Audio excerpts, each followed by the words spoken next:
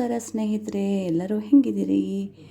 ಇವತ್ತು ಪುಂಡಿ ಪಲ್ಯ ಚಟ್ನಿ ಹೆಂಗೆ ಮಾಡೋದು ಅಂತ ನೋಡೋಣ. ಪುಂಡಿ ಪಲ್ಯ ಚಟ್ನಿ ಯಾರಿಗೆ ಇಷ್ಟ ಆಗಂಗಿಲ್ಲ ಹೇಳ್ರಿ ನೋಡೋಣ, ಎಲ್ಲರಿಗೂ ಇಷ್ಟ ಆಗ್ತದೆ. ನಮ್ಮ ಉತ್ತರ ಕರ್ನಾಟಕದವ್ರಿಗಂತೂ ಭಾರಿ ಫೇವ್ರೇಟ್ ಅಂದರೆ ಫೇವ್ರೇಟ್ ಇದು. ಅದಕ್ಕೆ ನಾ ಇಲ್ಲಿ ಮೊದಲು ಒಂದು ಬಾಣಲಿ ಒಳಗೆ ಒಂದು 1/4 kgಕ್ಕಿಂತ ಒಂದು ಸ್ವಲ್ಪ ಜಾಸ್ತಿನೇ ಅದ ಅಂದ್ಕೋರಿ. ಚಲೋ ಫ್ರೆಶ್ ಮೆಣಸಿನ್ಕಾಯಿ ಸಿಕ್ಕಿತ್ತು ನನಗೆ, ಹೀಗಾಗಿ ಮೆಣಸಿನ್ಕಾಯಿನ ಹಾಕ್ಕೊಂಡಿನಿ. ಇದನ್ನು ಏನು ಮಾಡಿಬಿಡ್ತೀನಿ, ಒಂದ್ರೊಳಗೆ 2-3 ಪೀಸ್ ಮಾಡಿ ಹಾಕ್ಕೊಂಡ್ಬಿಡ್ತೀನಿ. ಅಂದ್ರೆ ಮುರಿದು ಹಾಕ್ಕೊಂಡ್ಬಿಡ್ತೀನಿ, ಯಾಕಂದ್ರೆ ಅದು ಮಿಕ್ಸರ್ ಒಳಗೆ ಜಲ್ದಿ ಸಣ್ಣ ಆಗಂಗಿಲ್ಲಲ್ಲ. ಹೀಗಾಗಿ ಒಂದ್ರೊಳಗೆ 2 ಮಾಡಿಕೊಂಡು ಪೀಸ್ ಮಾಡಿಕೊಂಡು ಆಮೇಲೆ ಒಂದು ಟೇಬಲ್ ಸ್ಪೂನಷ್ಟು ಎಣ್ಣೆ ಹಾಕಿ ಅದನ್ನು ಚೆಂದಾಗಿ ಬಾಡಿಸ್ಕೊಂಡ್ಬಿಡ್ತೀನಿ.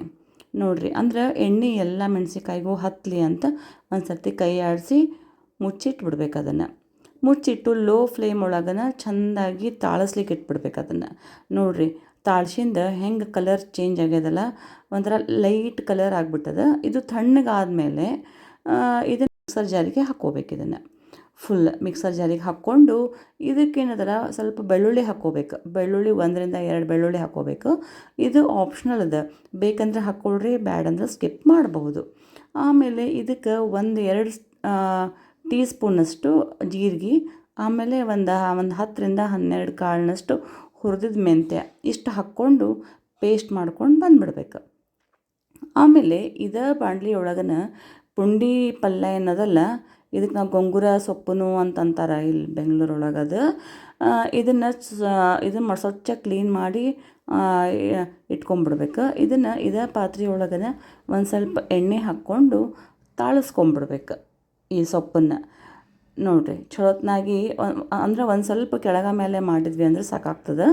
ಇದನ್ನು ಒಂದು ಮುಚ್ಚಳ ತೊಗೊಂಡು ಮುಚ್ಚಿ ಇಟ್ಬಿಡ್ತೀನಿ. ಇದನ್ನು ಈ ಪುಂಡಿ ಪಲ್ಯ ಏನದಲ್ರಿ, ಭಾರಿ ಟೇಸ್ಟಿ ಅಂದರೆ ಭಾರಿ ಟೇಸ್ಟಿ. ಒಂದು ಸಲ ನೀವು ಮಾಡಿ ನೋಡಿರಿ ಹೆಂಗಿರ್ತದೆ ಅಂತಂದು. ಈಗ ನೋಡಿರಿ, ಎಲ್ಲ ಫುಲ್ ತಾಳಿಸ್ಕೊಂಡ್ಬಿಟ್ಟಿದ್ದಾಗ್ಯದ. ಆವಾಗಲೇ ಸೊಪ್ಪು ನೋಡಿದ್ರೆ ಫುಲ್ ಆಗಿಬಿಟ್ಟಿತ್ತು. ಈಗ ನೋಡಿರಿ ಎಷ್ಟು ಕಡಿಮೆ ಆಗಿಬಿಟ್ಟದ ಕ್ವಾಂಟಿಟಿ.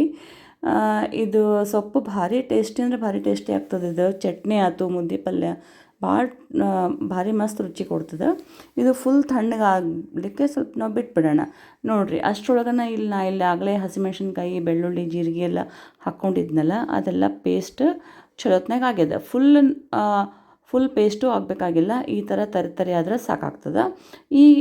ಇದ್ರೊಳಗೆ ನಾವೇನು ತಾಳಿಸಿ ಇಟ್ಕೊಂಡಿವಲ್ಲ ಸೊಪ್ಪನ್ನು, ಅದನ್ನೆಲ್ಲ ಹಾಕ್ಕೊಂಬಿಡೋಣ. ಪುಂಡಿ ಸೊಪ್ಪನ್ನೆಲ್ಲ ಫುಲ್ ಹಾಕ್ಕೊಂಬಿಡ್ತೀನಿ. ಈಗ ಇದನ್ನು ಹಾಕ್ಕೊಂಡು ಇದನ್ನು ಒಂದು ಸರ್ತಿ ಮಿಕ್ಸರಿಗೆ ಹಾಕ್ಕೊಂಡು ಬರ್ತೀನಿ. ಆಮೇಲೆ ಇದಕ್ಕೆ ಒಂದು ಸ್ವಲ್ಪ ರುಚಿಗೆ ತಕ್ಕಷ್ಟು ಉಪ್ಪು, ಯಾಕಂದ್ರೆ ನಾವು ಉಪ್ಪು ಮೊದಲು ಎಲ್ಲೂ ಹಾಕಿಲ್ಲ, ಹೀಗಾಗಿ ನಿಮ್ಮ ರುಚಿಗೆ ಎಷ್ಟು ಬೇಕು ನೋಡಿಕೊಂಡು ಉಪ್ಪು ಹಾಕ್ಕೊಳ್ರಿ. ಉಪ್ಪು ಹಾಕ್ಕೊಂಡು ಒಂದು ಸರ್ತಿ ಚೆಂದಾಗಿ ಪೇಸ್ಟ್ ಮಾಡ್ಕೊಂಡು ಬಂದುಬಿಡೋಣ, ಅಂದ್ರೆ ಚಟ್ನಿ ಮಾಡ್ಕೊಂಡು ಬಂದುಬಿಡೋಣ. ನೋಡಿರಿ, ಚಟ್ನಿ ಫಸ್ಟ್ ಕ್ಲಾಸ್ ಮಸ್ತ್ ಆಗ್ಯದ. ಆಮೇಲೆ ಸ್ವಲ್ಪ ಇದು ಹುಳಿ ಇರುವಂಥ ಸೊಪ್ಪಿದು, ಹೀಗಾಗಿ ಅದಕ್ಕೆ ಕೆಲವೊಬ್ಬರು ಇದಕ್ಕೆ ಬೆಲ್ಲ ಹಾಕ್ತಾರೆ. ನಾನು ಆ್ಯಕ್ಚುಲಿ ಹೇಳ್ಬೇಕಂದ್ರೆ ಇಷ್ಟು ದಿನ ಒಂಚೂರು ಬೆಲ್ಲ ಹಾಕ್ತಾನೇ ಇರಲಿಲ್ಲ, ಹಂಗೆ ಹುಳಿಯಾಗಿ ತಿಂತಿದ್ವಿ. ಇವಾಗ ಒಂದು ಸ್ವಲ್ಪ ಬೆಲ್ಲ ಹಾಕಿ ನೋಡೋಣ ಅಂತ ತಿಳ್ಕೊಂಡು ಬೆಲ್ಲ ಹಾಕಿ ನೋಡೀನಿ. ಯಾಕಂದ್ರೆ ಮೊನ್ನೆ ನಾ ಅಲ್ಲೇ ಇದಕ್ಕೆ ಹೋದಾಗ, ಉತ್ತರ ಕರ್ನಾಟಕಕ್ಕೆ ಹೋದಾಗ ಅಲ್ಲೊಬ್ರು ಹೇಳಿದರು, ಒಂದು ಸ್ವಲ್ಪ ಬೆಲ್ಲ ಹಾಕ್ರಿ ಭಾಳ ರುಚಿ ಆಗ್ತದೆ ಅಂತಂದು. ಅದಕ್ಕೆ ಬೆಲ್ಲ ಹಾಕಿ ಚಟ್ನಿನ ಮಾಡೀನಿ.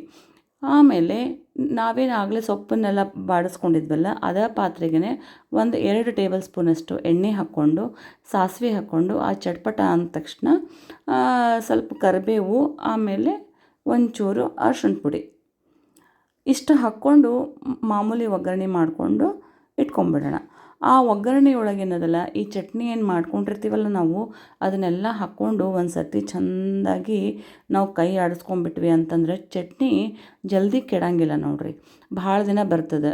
ಇದೊಂದು ಚಟ್ನಿ ಮಾಡಿ ಇಟ್ಕೊಂಡ್ಬಿಟ್ವಿ ಅಂದ್ರೆ ಚಪಾತಿಗೆ, ಆಮೇಲೆ ಜೋಳದ ಭಕ್ರಿಗೆ, ಸಜ್ಜಿ ಭಕ್ರಿಗೆ, ಅನ್ನಕ್ಕೆ ಭಾರಿ ಟೇಸ್ಟಿ ಇರ್ತದೆ ಇದು. ಆಮೇಲೆ ಭಾಳ ರುಚಿನೂ ಇರ್ತದೆ.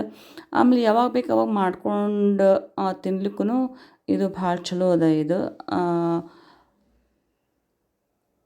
ನೋಡಿರಿ ಎಷ್ಟು ಮಸ್ತ್ ಬರ್ಲಿಕ್ಕತ್ತದ. ಟೆಕ್ಸ್ಚರ್ ಅಂತೂ ಭಾರಿ ಎಣ್ಣೆ ಗಿಣ್ಣೆ ಎಲ್ಲ ಮಸ್ತ್ ಎಲ್ಲ ಕಲ್ತು ಬಿಡ್ತು ಅಂದ್ರೆ ಭಾರಿ ಟೇಸ್ಟಿಯಾಗಿರ್ತದೆ.